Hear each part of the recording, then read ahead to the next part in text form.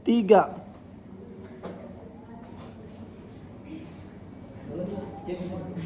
Baik teman-teman, saya minta perhatiannya kembali ke depan. Saya akan melanjutkan pemaparan materi dari kelompok kami, yaitu pada tugas eksplorasi konsep. Pertanyaan yang pertama yaitu intisari apa saja yang Anda dapatkan saat mempelajari makalah Bringing Computational Thinking to K-12. What is involved and what is the role of the computer science education community?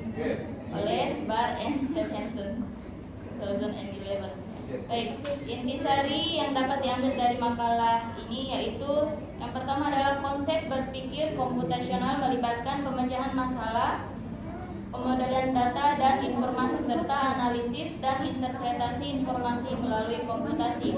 Yang kedua adalah keterampilan berpikir komputasional sangat penting untuk dipelajari di usia sekolah dasar dan menengah karena kebutuhan yang semakin meningkat untuk pemecahan masalah dan analisis data dalam berbagai bidang, termasuk ilmu pengetahuan, teknologi, dan bisnis.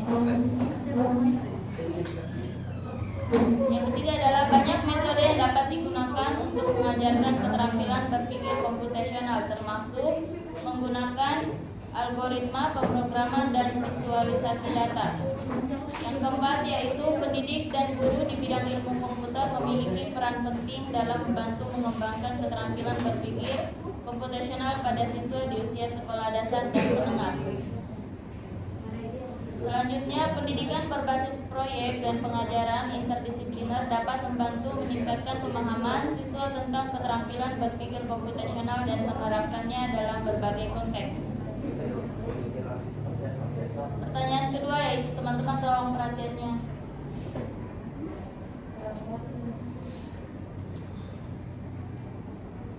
Yang kedua itu kaitan makalah tersebut dengan mata pelajaran yang Anda ampuh. Masing-masing kelompok hanya perlu mengisi satu lembar kerja reflektif.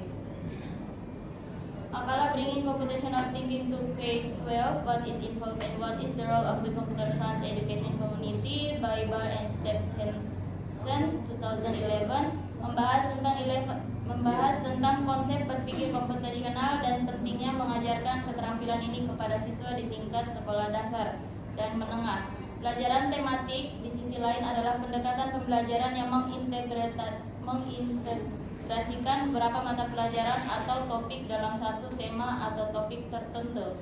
Kedua hal ini memiliki kaitan karena konsep berpikir komputasional dapat diterapkan dalam pembelajaran tematik. Dalam pembelajaran tematik, peserta didik harus dapat mengintegrasikan berbagai mata pelajaran termasuk matematika, sains, bahasa, dan sebagainya untuk memecahkan masalah atau menjawab pertanyaan yang kompleks. Keterampilan berpikir komputasional dapat membantu siswa dalam memecahkan masalah tersebut dengan cara yang sistematis dan logis.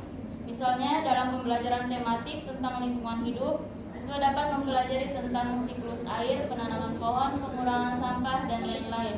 Konsep berpikir komputasional dapat membantu peserta didik dalam memahami dan menganalisis data tentang peningkatan atau penurunan kualitas air, penggunaan energi, dan sebagainya.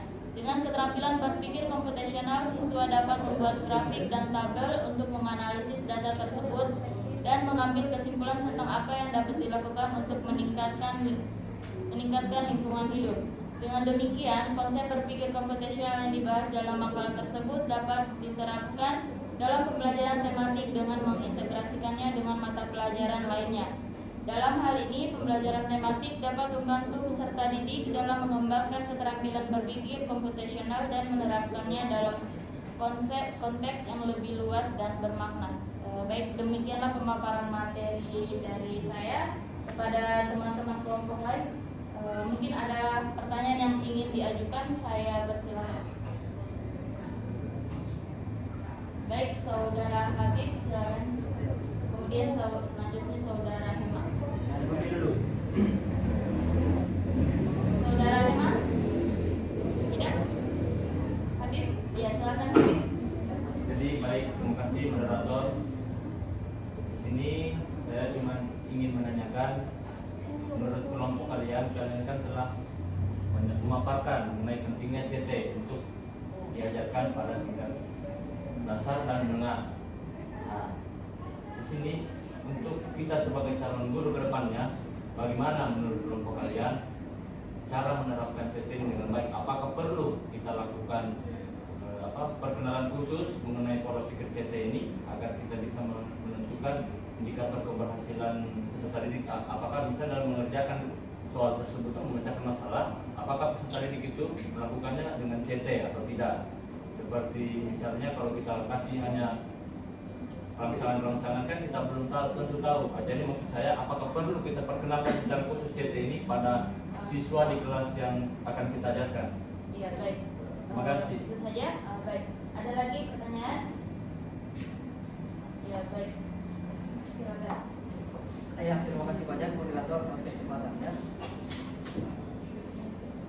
Tadi saya cukup menyimak walaupun juga saya buat. Pertanyaan saya simpel saja. Bagaimana sebenarnya apakah CT ini bisa kita integrasikan untuk anak usia SD kelas 1? Begitu saja. Kalaupun iya ataupun tidak, tolong berikan alasan yang tepat. Yang mungkin saja. Baik, ada lagi pertanyaan? Tidak ada. Jika tidak ada, mohon beri kami waktu untuk mendiskusikannya terlebih dahulu sebelum menjawab pertanyaan dari teman-teman. Masuk sebelum Iya, silakan. mau jawab dulu pertanyaannya termasuk pandanganku. Mungkin boleh Mungkin boleh dari kelompok kami dulu. Kalau ada yang ditambahkan nanti sebentar saya.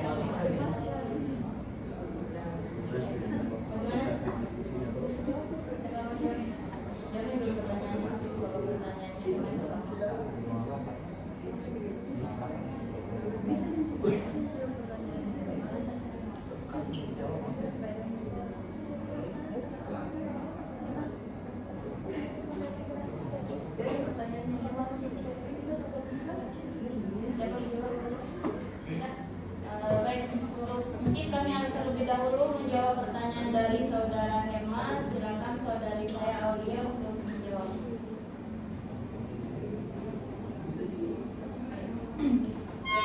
Bismillahirrahmanirrahim. Assalamualaikum warahmatullahi wabarakatuh. Waalaikumsalam.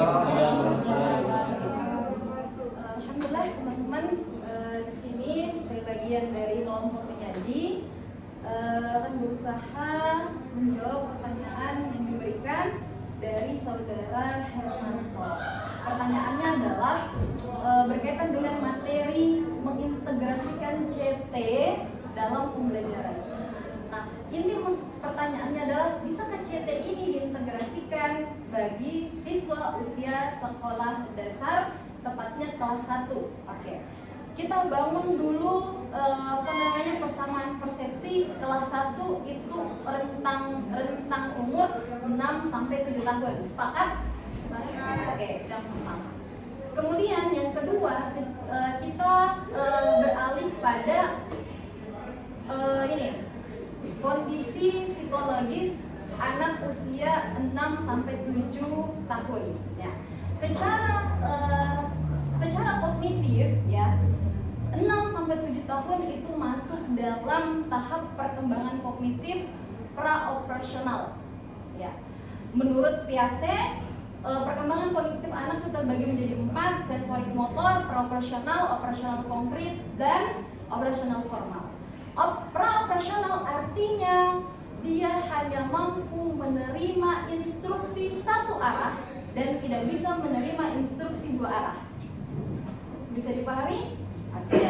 Nah, jadi secara kognitif tadi hanya bisa menerima instruksi satu arah. Kemudian kita masuk lagi dalam ranah kognitif menurut taksonomi Bloom dan yang diperbarui oleh Anderson muridnya, yang C1, yang usia sekolah dasar kelas 1 itu masih pada tahap C1, memahami. Ya, memahami. Nah, sehingga ranah kognitifnya juga itu pada tahap distimulasi atau disuap gitu, belum bisa mengolah sendiri. Nah, secara dari kerangka berpikir ini, maka jawabannya adalah CT tidak bisa diberikan pada usia siswa sekolah dasar siswa kelas 1 usia 6 sampai 7 tahun. Kira-kira seperti itu. Ya, karena berpikir komputasional, berpikir kritis, berpikir problem solving itu belum bisa pada usia sekolah dasar. Namun usia siswa kelas 1 ya. Namun dia hanya bisa pada stimulasi. Kurang lebih seperti itu. Baik, terima kasih untuk jawabannya. Saudara Rema, bagaimana dengan jawaban dari rekan saya? Apakah bisa cukup? Baik, terima kasih. Selanjutnya Saudara Habib tadi ingin menambahkan ya, saya persilakan. Ya, mungkin terima kasih tadi atas pemaparan yang disampaikan oleh Saul. Maaf, saya rasa saya di sini hanya ingin menambahkan berdasarkan pengalaman saya. Jadi pada waktu kegiatan PPL 2 ini kami sempat masuk di kelas 1 masa pengenalan lingkungan sekolah. Jadi berdasarkan instruksi guru kelas 1 itu pada dasarnya hanya untuk dibuat nyaman dulu di sekolah. Bagaimana mereka bisa terlepas dari orang tua, karena mereka itu masih sangat rentan ya, seperti yang dipaparkan oleh Kak Aul. Jadi pada kelas 1 itu sebenarnya kata gurunya itu bagaimana caranya kita buat, fokusnya kita buat anak supaya nyaman di sekolah dan dapat terlepas dari orang tuanya. Seperti kita lihat di kelas 1 kan masih diantar dulu pertama, sampai diantar, bahkan sering dijagai. Jadi kalau mungkin diberikan atau diintegrasikan CT itu mungkin tidak. Mungkin itu saja. Ya, baik, terima kasih banyak atas jawabannya yang luar biasa. Saudara Hema, sepertinya cukup ya untuk menjawab pertanyaan Anda. Baik, selanjutnya pertanyaan dari Saudara Habib tadi. Jawabnya.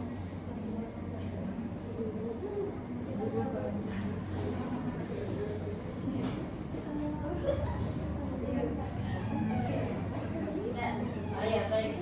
Pertanyaan dari Saudara Habib akan dijawab lagi oleh saudari saya Aulia. Silakan saya siapkan.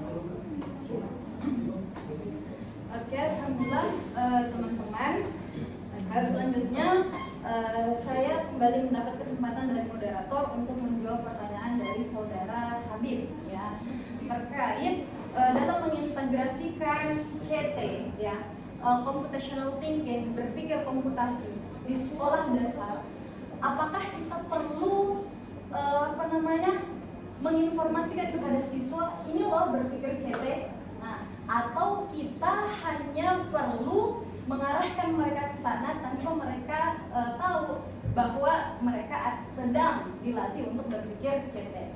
Nah, jawabannya adalah kalau teman-teman pahami alur mata kuliah CT ini dari topik 1 sampai topik 5, itu sangat tidak ditekankan untuk mengajarkan mata pelajaran CT di sekolah dasar. Artinya tidak perlu siswa itu tahu ini kita belajar CT ya. Jadi memang tidak ada pembelajaran CT dalam sekolah dasar, tidak ada mata pelajaran khusus sekolah dasar, tapi dalam setiap mata pelajaran itu bisa integrasikan CT ya. Dia masuk dalam apa?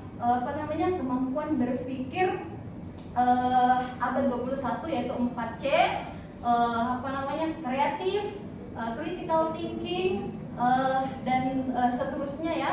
Nah, itu tidak perlu mereka tahu bahwa ini loh CT. Nah, hanya memang perlu diajar misalnya untuk dapat menganalisis. Jadi bedakan berpikir dengan berhayal. Nah, itu ya kita akan ajak siswa kepada bukan berhayal tapi berpikir. Nah, karena komputasi itu mengarah pada berpikir. Nah, bagaimana kita bisa berpikir kalau kita tahu dulu konsep dasar? Sehingga misalnya untuk memecahkan matematika, kan matematika itu paling melekat dengan CT itu. Nah, misalnya pecahan campuran. Ya, kita harus tahu dulu bagaimana ini konsepnya pecahan campuran. Itu bagian dari dekomposisi misalnya.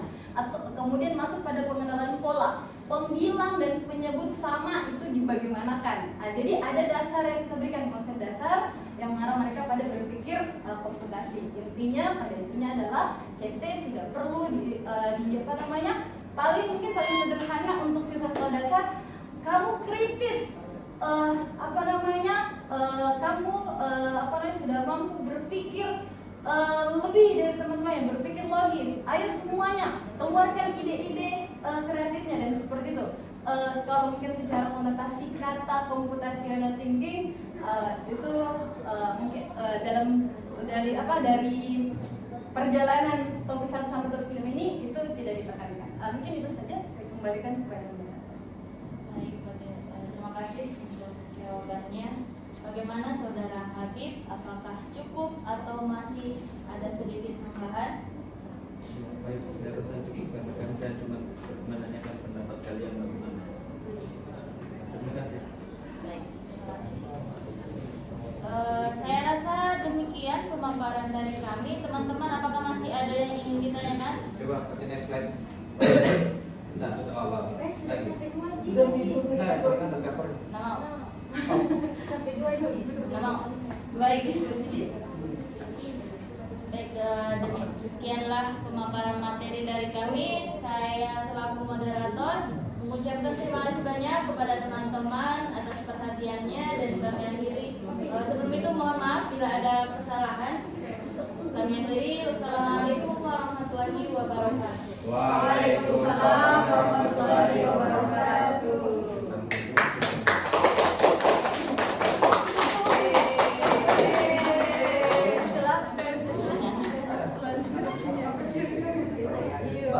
Kayaknya kita bikin nih kami udah jatuh nanti.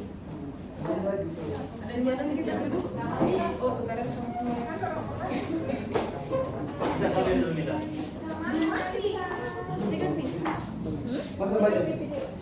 video. Oh.